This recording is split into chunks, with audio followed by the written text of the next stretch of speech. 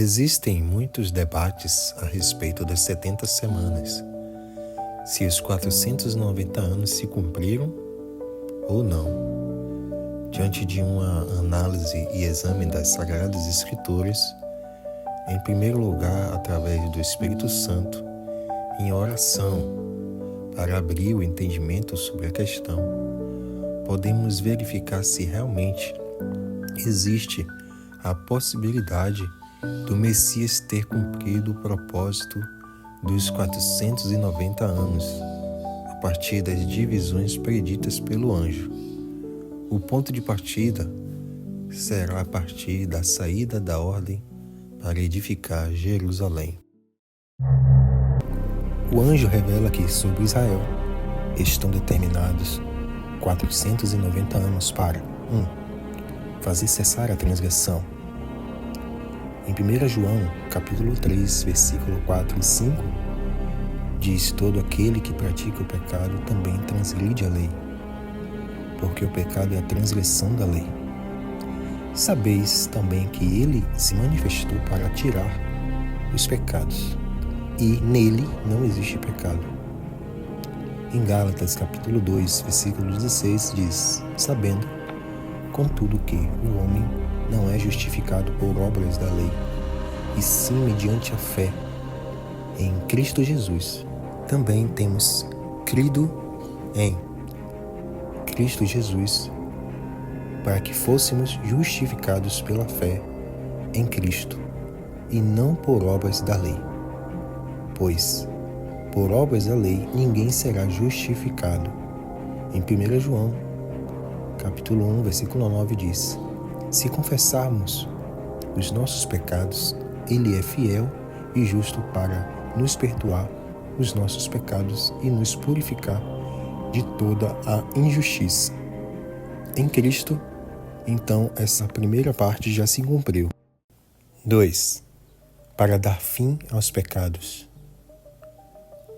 Em Jeremias capítulo 31, versículo 34, diz: não ensinará jamais cada um ao seu próximo, nem cada um ao seu irmão, dizendo: conhece ao Senhor, porque todos me conhecerão, desde o menor até o maior deles, diz o Senhor. Pois perdoarei as suas iniquidades e dos seus pecados jamais me lembrarei. João Batista afirma em João, capítulo 1, versículo 29, que no dia seguinte viu João a Jesus que vinha para ele e disse: eis o Cordeiro de Deus que tira o pecado do mundo. 3. Expiar a iniquidade.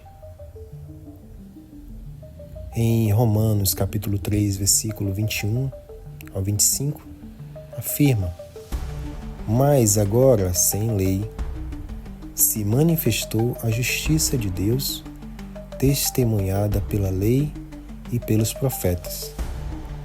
Justiça de Deus mediante a fé em Jesus Cristo, para todos e sobre todos os que creem, porque não há distinção, pois todos pecaram e carecem da glória de Deus, sendo justificados gratuitamente por sua graça, mediante a redenção que há em Cristo Jesus, a quem Deus propôs no seu sangue como propiciação mediante a fé para manifestar a sua justiça, por ter Deus, na sua tolerância, deixando impunes os pecados anteriormente cometidos, para trazer a justiça eterna. Em Salmos capítulo 111, versículo 3, diz: em suas obras há glória e majestade, e a sua justiça permanece para sempre. Em Salmos capítulo 119, versículo 144, diz: eterna é a justiça dos teus testemunhos, dá-me a inteligência deles e viverei. Em Romanos, capítulo 1, versículo 17, afirma: porque o Evangelho é revelada a justiça de Deus, uma justiça que, do princípio ao fim, é pela fé. Como está escrito, o justo viverá pela fé. Em Efésios, capítulo 3, versículo 8 a 12, diz: a mim, o menor de todos os santos, me foi confiada esta graça de pregar aos gentios o evangelho das insondáveis riquezas de Cristo e manifestar qual seja a dispensação do ministério. Desde os séculos, oculto em Deus, que criou todas as coisas, para que, pela Igreja, a multiforme sabedoria de Deus se torne conhecida agora dos principados e potestades nos lugares celestiais, segundo o eterno propósito que estabeleceu em Cristo Jesus, nosso Senhor, pelo qual temos ousadia e acesso com confiança mediante a fé nele. Nisso compreendemos que em Cristo isto se cumpriu. Podemos perceber que no Messias é cessado o pecado contra a lei e o perdão dos pecados por meio do sangue de Jesus. Também o sangue de Cristo é a propiciação, manifestação da justiça para o perdão dos nossos pecados. Quando, porém, veio Cristo como sumo sacerdote dos bens já realizados,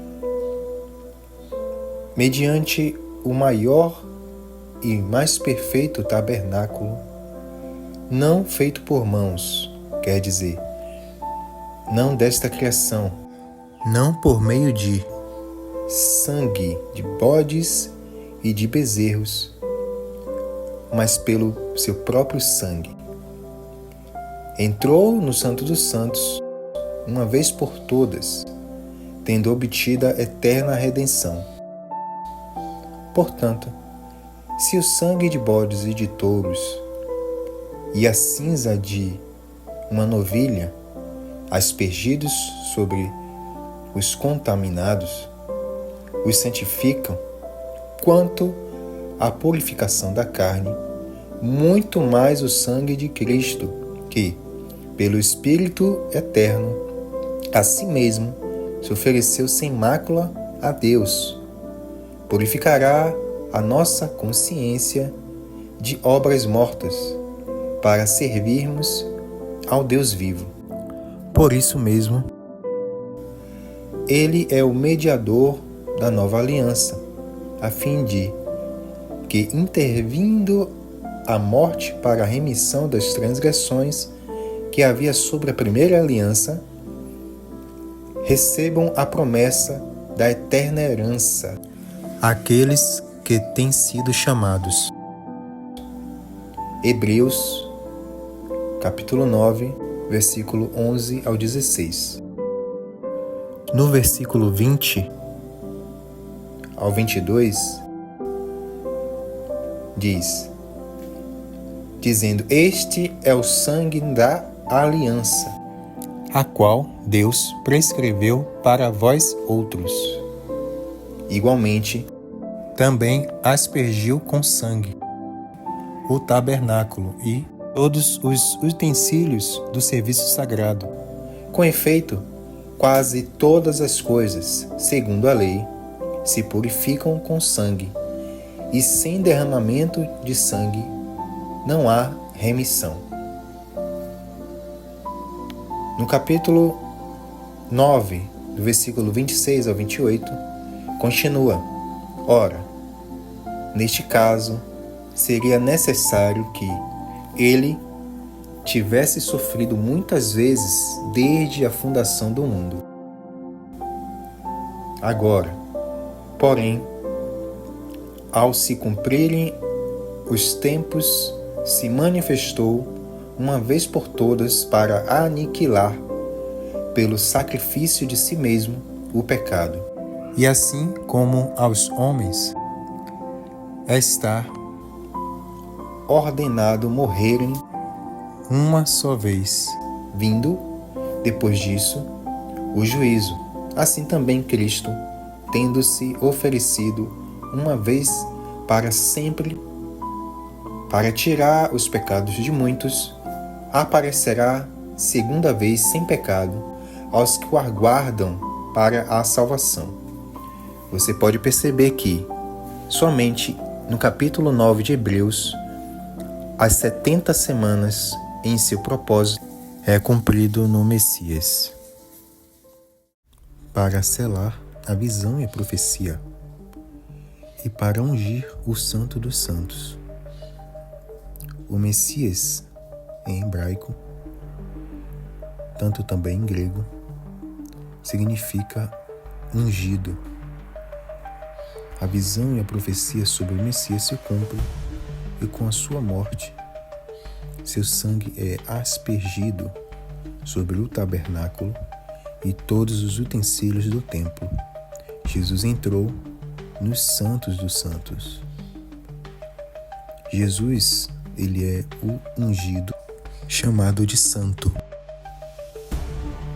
Em Lucas, capítulo 1, versículo 35, confirma: respondeu-lhe o anjo: descerá sobre ti o Espírito Santo, e o poder do Altíssimo te envolverá com a sua sombra. Por isso, também o ente santo que há de nascer será chamado Filho de Deus. Em outras traduções, Jesus é chamado de Santo Filho de Deus. Em Lucas capítulo 4, versículo 18 ao 19, Jesus afirma: o Espírito do Senhor está sobre mim,